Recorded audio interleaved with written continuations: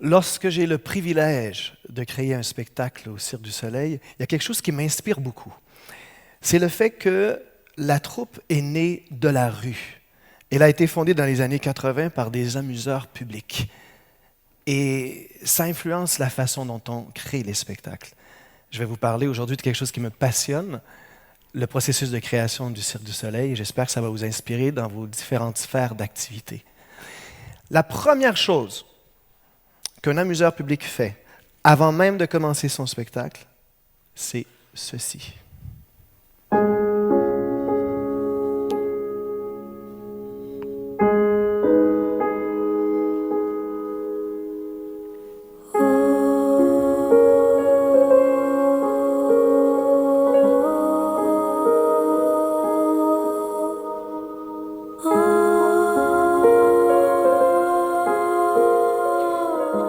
Ce cercle indique au public qu'il y a deux réalités. La réalité de tous les jours et l'autre réalité, celle de tous les possibles. À l'intérieur de ce cercle, les règles habituelles ne s'appliquent plus. On peut tout faire et on peut être différent. En fait, et on doit être différent parce qu'il faut capter l'attention du public qui marche dans la rue par quelque chose de viscéral, quelque chose de personnel, quelque chose d'inusité, afin qu'ils changent leur trajectoire et qu'ils viennent devant vous et qu'ils deviennent votre public. Le street performance est la seule forme de spectacle au cours de laquelle le public va payer, mais après la représentation. Et ça change tout. Le processus de création au Cirque du Soleil est semblable à ce cercle. Il crée un espace de tous les possibles. Mais c'est un espace exigeant où chacun doit se dépasser et chacun doit prendre un risque comme un acrobate. Mais il n'est pas seul puisque ce cercle est un cercle de la collaboration. Je n'utilise jamais de PowerPoint, mais ceci c'est l'ancêtre du PowerPoint et comme un amuseur public, il garde un contact visuel constant avec les spectateurs et il en écoute les moindres réactions. Le cercle est omniprésent dans la réalité du cirque.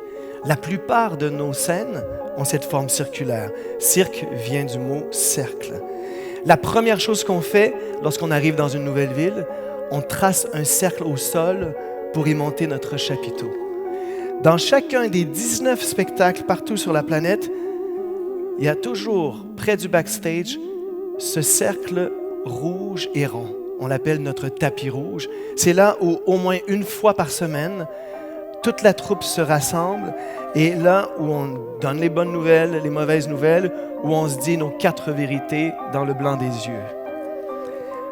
Devant le siège social du cirque, il y a cette spirale végétale qui représente le processus de création de nos spectacles au Cirque du Soleil et je vais vous en parler encore un peu plus dans une minute. Mais avant, je vais vous montrer quelque chose que j'aime beaucoup. C'est comment on monte un chapiteau.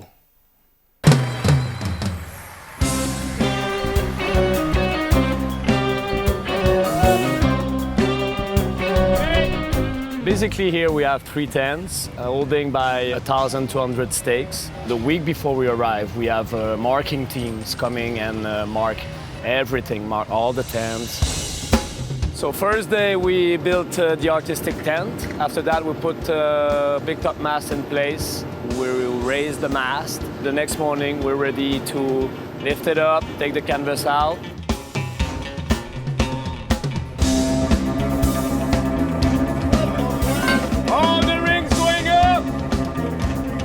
Faster on 1 and 8.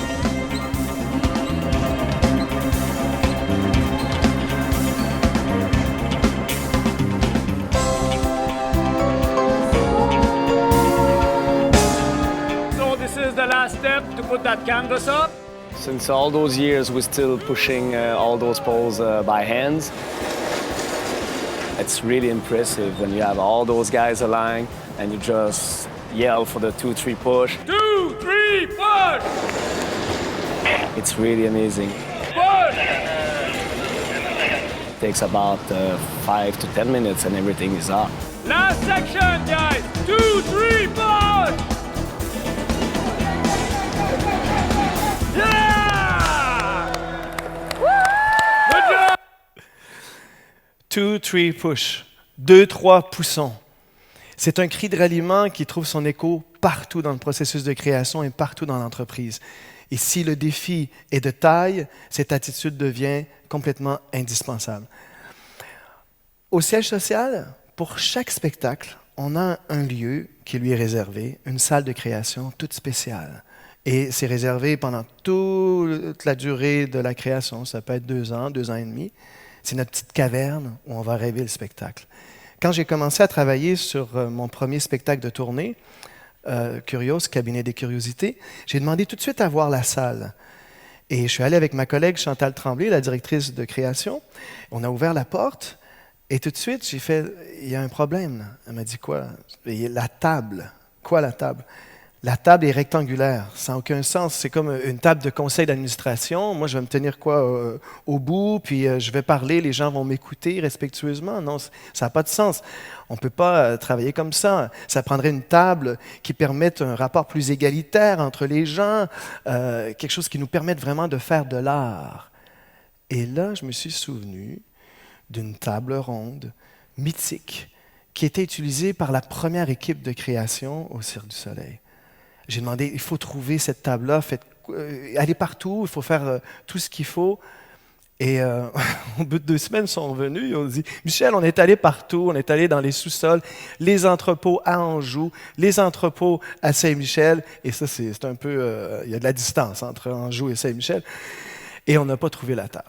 Alors j'ai dit, bon, OK, ce qu'on devrait faire, c'est dépenser nos premiers dollars sur la confection de notre table ronde.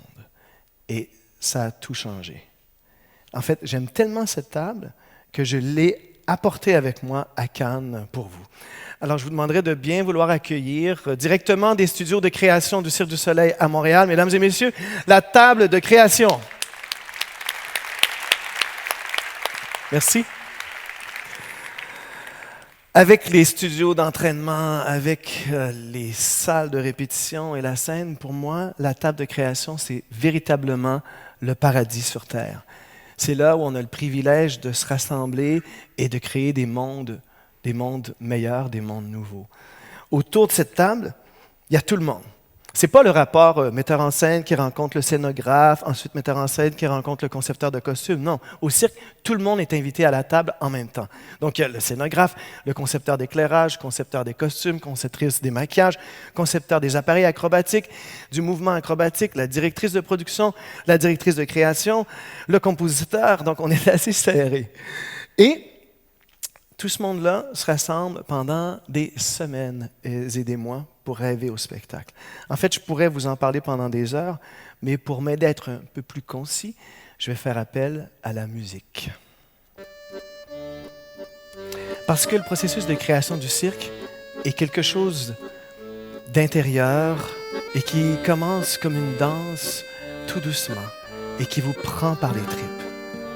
Ça commence au début par le metteur en scène qui arrive avec l'idée d'un thème du spectacle.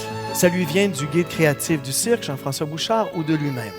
Donc moi, quand je fais la mise en scène, je propose cette idée, je propose ce thème, et tout de suite, tout le monde réagit de façon émotive. Et tout le monde va dire, ben moi, ça m'inspire ceci, ça m'inspire cela. On va parler des défis créatifs qu'on a envie de se lancer pour sortir de nos propres sentiers battus. Et ensuite, tout le monde apporte des sources d'inspiration. Donc, ça peut être le dessin d'une fleur qui pousse courageusement au milieu du désert. Ça peut être une collection de photos sépia, parce qu'on aime la couleur sépia. Ça peut être un extrait de poème, ça peut être l'extrait d'un film qui nous a marqué, des souvenirs de notre enfance, un objet qui vient de chez soi. Et pendant toutes ces semaines-là, ce maelstrom commence à s'accumuler. C'est la spirale de création dans toute sa largeur. Tout est ouvert. C'est un processus organique. Ça n'a pas besoin d'être logique, mais il faut que ça nous parle à tous. Il y a des choses qu'on évacue après quelques journées, des nouvelles idées qui arrivent, et cette spirale est toujours en mouvement. Ce qu'on suit, ce n'est pas une recette, ce n'est pas un plan, c'est notre intuition. C'est beaucoup plus difficile parce qu'il faut créer sans filet. Au bout de quelques semaines, le metteur en scène propose le début d'une histoire. Ce sera un lien dramaturgique qui va relier tous les numéros acrobatiques et la substance théâtrale du spectacle. Tout le monde va discuter, il y a des portions d'histoire qu'on va abandonner, d'autres qui vont être générées par cette discussion. Et la salle de création commence à se tapisser du storyboard des numéros acrobatiques, les illustrations des costumes. Le scénographe arrive avec sa maquette préliminaire pour le décor. Ça donne des nouvelles idées au concepteur d'éclairage, à la conceptrice des maquillages. Et pendant tout ce temps, le compositeur écoute et prend des notes de musique. Ensuite, arrive un moment inoubliable. Les artistes.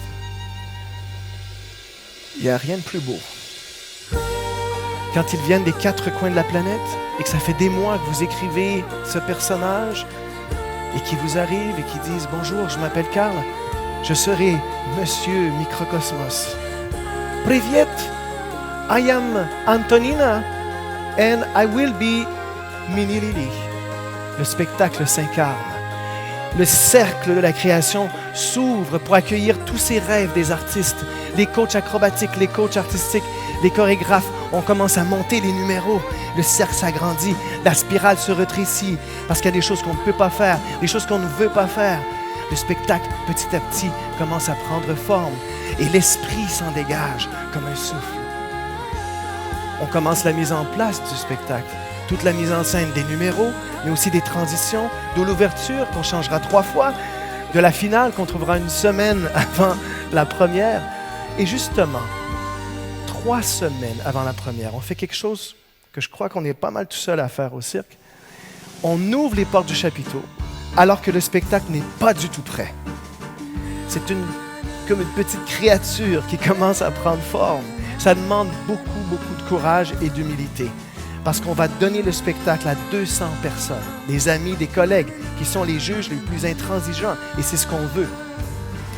On va voir ce qui fonctionne avec le public, ce qui ne fonctionne pas, ce qu'on doit modifier ou ce qu'on doit carrément abandonner. Tout est fait pour le public. On va, après cette représentation intime, on va procéder à des changements parfois majeurs. On va changer l'ordre des scènes, apporter une nouvelle musique, un nouveau costume, parfois un nouvel artiste. Et on procède 2 fois en 2 semaines à cet exercice difficile. Il demande beaucoup de courage, mais en même temps, il nous permet de vérifier la force de cet esprit d'équipe qu'on a créé pendant des mois autour de cette table. Et ensuite, bien sûr, c'est le moment, le cœur ou la spirale s'est concentrée en un seul point, et c'est effectivement le cœur de ce qu'on fait, c'est la première du spectacle.